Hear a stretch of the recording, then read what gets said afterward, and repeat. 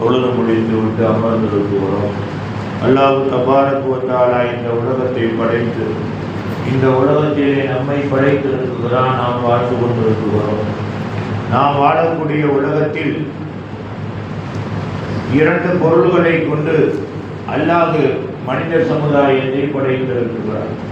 இரண்டு பொருள் என்னவென்று கேட்டால், நம்மளுடைய உடம்பிலே இரண்டு பொருள் கூட அல்ல, மூன்று பொருள் கொண்டு நம்மளுடைய உடம்புகளை ஒன்று சேர்த்திருக்கிறார்.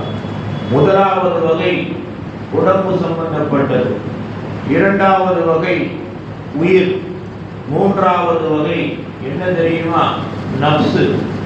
இந்த மூன்றின் மூலமாக நம்மளுடைய உடம்பை உலகத்திலே வாழ வைத்துக் கொண்டிருக்கிறான். அன்பிற்குரியவர்களே, முதலாவது வகை நம்மளுடைய உயிர், உயிருக்கும் உடலுக்கும் சம்பந்தம் இல்லை.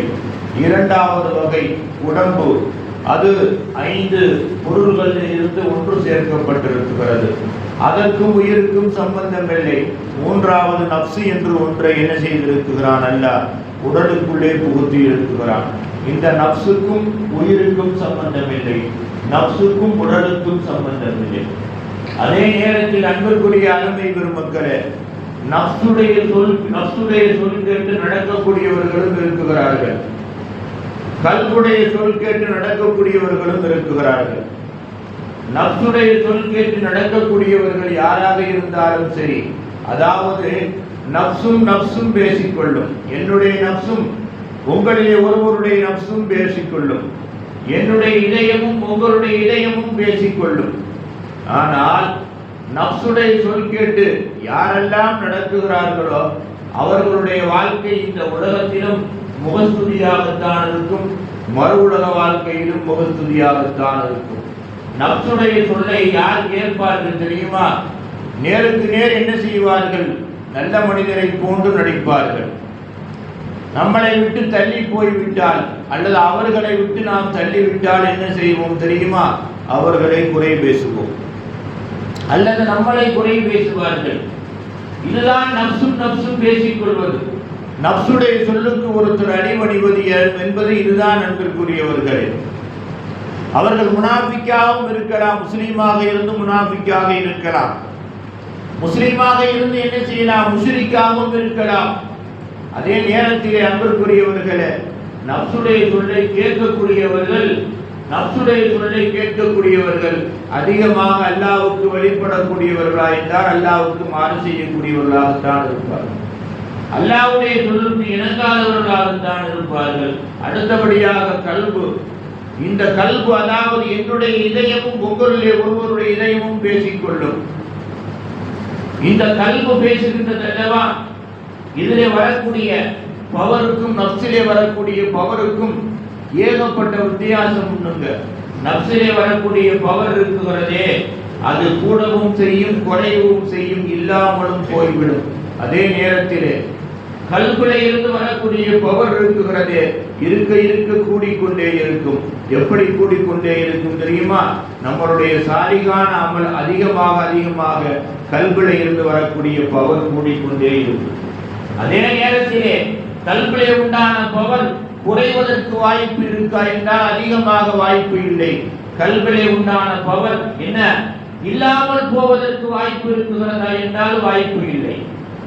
அதே நேரத்திலே ஒரு மனிதனுடைய கல்பு அடுத்த மனிதனுடைய கல்பிடத்திலே பேசுமையானால், இதயத்திடத்திலே பேசுமையானால் அது பவர் உள்ளதாகவே இருக்கும்.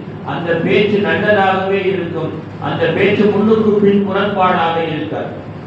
ஒவ்வொரு மனிதனுடைய கல்பு அடுத்த மனிதனுடைய இதயத்திலே பேசுமையானால் பின்னால போய் அவரை குறை சொல்ல அவர் இருக்குகிற பொழுது முகஸ்துதிக்காக என்ன செய்கிறார்? மரியாதை கொடுக்க விடார்.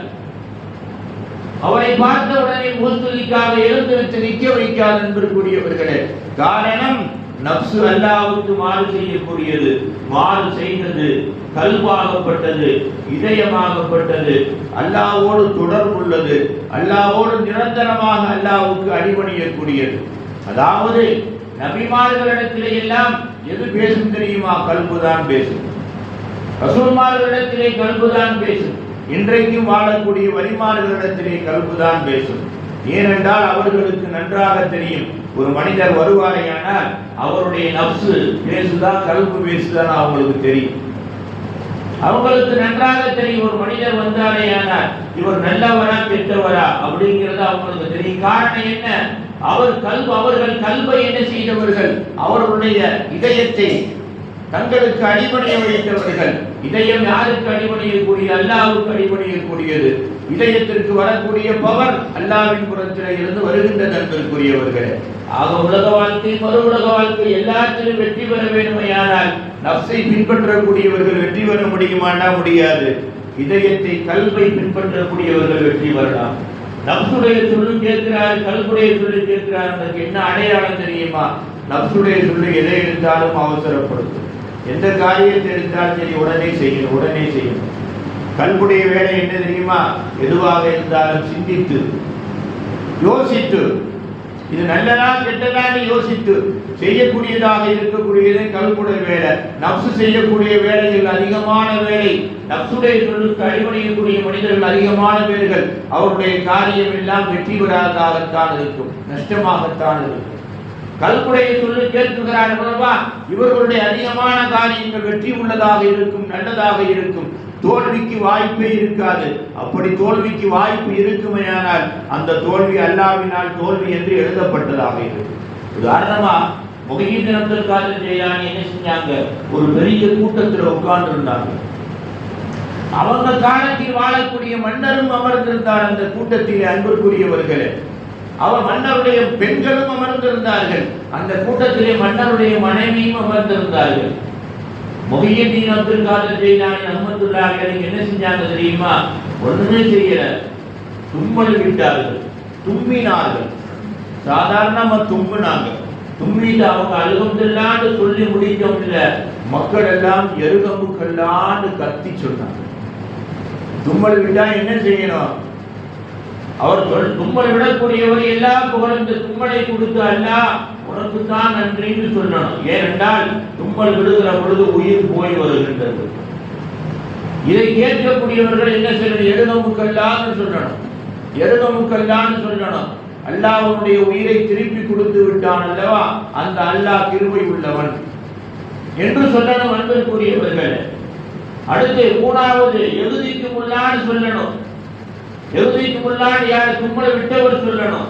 எகுதிக்கு முன்னாடி என்ன அர்த்தம்? அல்லாஹ் நேர் வழி காட்டி விட்டான். நாலாவது அதை கேட்கிறவன் என்ன சொல்லணும்? எருகமுக்கு முன்னான்னு சொல்லணும். என்ன?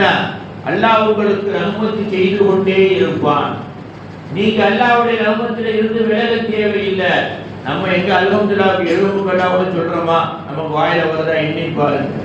இந்த தும்மல் விட்டு அல்ஹம்துலில்லாஹ் சொன்ன உடனேயே முஹையீன் அப்துல் காதிர் ஜெயிலானி ரஹ்மத்துல்லாஹி அலைஹி அவர்கள் சொன்ன உடனே அன்புக்குரிய அருமை பெருமக்களே, அங்கே இருந்த கூட்டம் எருகமுக்கல்லான்னு கத்தி சொல்லுச்சு. இதை யார் பார்த்துக்கிட்டே இருக்கா? பெண்களாக அமர்ந்து இருக்கக்கூடியவர்கள். அந்த நாட்டை ஆளக்கூடிய மன்னரும் மன்னருடைய மனைவி பார்த்துக்கிட்டே இருக்காங்க.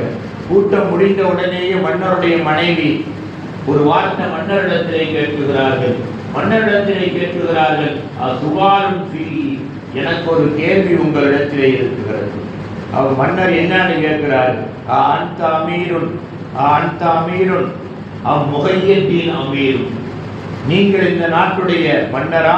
முஹையீன் அப்துல் காதிர் ஜெயிலானி அவர்கள் மன்னரா? அப்ப அந்த நாட்டுடைய மன்னர் கேட்டார், லிமாதா தஸ்அலு ஹாதிஹி சுவால, எதற்காக இந்த வார்த்தையை கேட்ட இந்த சந்தேகத்தை கேட்கிறீர்கள்? அந்த அம்மா சொல்லுச்சு, அழகா சொல்லுச்சு, அதாவது நீங்கள் தும்மல் விட்டால் நானே அல்ஹம்துலில்லாஹ் எருகமுக்கல்லாஹ் சொல்றது இல்லை, வாயிலே வர மாட்டேங்குது. அதே நேரத்திலே முஹையீன் அப்துல் காதிர் ஜெயிலானி தும்மல் விட்டு அல்ஹம்துலில்லாஹ் சொன்ன உடனேயே இருந்த கூட்டத்தார்கள் மனை தோண்டு பேயிற மாதிரி எருகமுக்கல்லான்னு கத்துறாங்களே, உங்களுக்கும் அவங்களுக்கும் மத்தியில என்ன வித்தியாசம் அப்படின்னு மன்னர் மலைச்சு போய் நின்றார். அப்பதான் அந்த மாதிரி சொல்லுச்சு, உண்மையிலேயே மன்னர் யார் என்றால் முஹையீன் அப்துல் காதிர் ஜெயிலானி தான். நீங்க உங்களை வெளிப்படையாக வேண்டும் என்றால் நீங்க மன்னர் என்று சொல்லிக் கொள்ளலாம். உண்மையான முகப்பும் உண்மையான ஆட்சியாளர் யார்? மக்களுடைய இதயத்தை ஆட்சி செய்யக்கூடியவர் தான் உண்மையான ஆட்சியாளர். மக்களுடைய நப்சை ஆட்சி செய்யக்கூடியவர் யார்? உண்மையான ஆட்சியாளர் அல்ல அப்படின்னு சொல்லி சத்தமா மனிதனாக வாழ்ந்தால், ஆணாக இருந்தாலும் பெண்ணாக இருந்தாலும் என்ன செய்யணும்? அவருடைய இதயத்தை, ஒருவர் இன்னொருவருடைய இதயத்தை என்ன செய்யணும்? ஆட்சி பண்ணணும். ஒருவர் இன்னொருடைய நப்சை ஆட்சி பண்ணினால் ஆட்சி அல்ல, அது அல்லாஹ்வுக்கு மாற்றமான ஆட்சி. வாழ்ந்தால் யாரை போன்று வாழணும்? முஹையீன் அப்துல் காதர் ஜெயிலானி அவர்களை போன்று வாழணும். அந்த வாழ்க்கை தான் என்ன செய்யும்? உலகத்திலும் பலன் தரும், உலகத்திலும் அந்த புகழ் தான் நிலைத்திருக்கும். மறு உலக வாழ்க்கையிலும் அதுதான் என்ன செய்யும்? அல்லாஹ்வுடைய அன்பை பெற்று தரும் அப்படின்னு அந்த அம்மையார், அந்த மன்னருடைய மனைவி சொன்னார். நண்பர்களுடைய ஆகையினால் அல்லாஹ் என்ன செய்திருக்கிறான்? 3 பொருளை கொண்டு நம்மளுடைய உடலை ஒன்று சேர்த்து அதுல 2 பொருளை உடலை செயல்படுத்தக்கூடியதாக ஆக்கி, அதுல கல்பு என்று சொல்லக்கூடிய நம்மளுடைய இதயத்தை பின்பற்றக்கூடியவரை சிறந்தவராக அல்லாஹ் ஆக்கி இருக்கிறான், தனக்கு பிடித்தவராக ஆக்கி இருக்கிறான். அவருடைய காரியம் எல்லாமே சிறப்பாக இருக்கும். அன்பிற்குரிய அருமை பெருமக்களே, இதை சிந்தித்து வாழ்ந்தவர்கள் எல்லாம் இந்த உலகம் அல்ல, எல்லா உலகத்திலும் என்ன செய்து விட்டார்கள்? உயர்வான பாதையை அடைந்து விட்டார்கள். அன்பிற்குரியவர்களே, அதே நடைமுறை நம்மளுடைய வாழ்க்கையிலே வறுமையானால் இந்த நாள் அல்ல, நம் வாழ்வில் சந்திக்கும் ஒவ்வொரு நாளும் நன்னாளாக திருநாளாக இருக்கும் என்பதில் சந்தேகம் இல்லை. அந்த நல்ல பாக்கியத்தை வல்லநாயன் தருவதோடு நம்மளுடைய தொடர்பை நமக்கும் அல்லாஹ்வுக்கும் உள்ளதாக, அல்லாஹ்வுடைய சொல் கேட்டு நடக்கக்கூடிய தொடர்பாக, அல்லாஹ்வுடைய அன்புக்குரிய தொடர்பாக எல்லா உலகத்திலும் ஆக்கி அருள் புரிவானாக.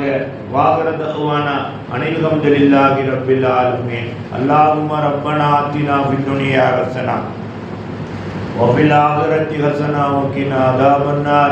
اللهم رب ارحمهما كما ربونا صغارا. وصل على النبي سيدنا ونبينا مولانا محمد وعلى آله وصحبه أجمعين برحمتك يا أرحم الراحمين. والحمد لله رب العالمين. صلى الله على محمد صلى الله عليه وسلم. صلى الله على محمد صلى الله عليه وسلم. صلى الله على محمد या रब्बी सल्ली अलैहि वसल्लम। अस्सलामु अलैकुम व रहमतुल्लाहि तआला व बरकातुहू।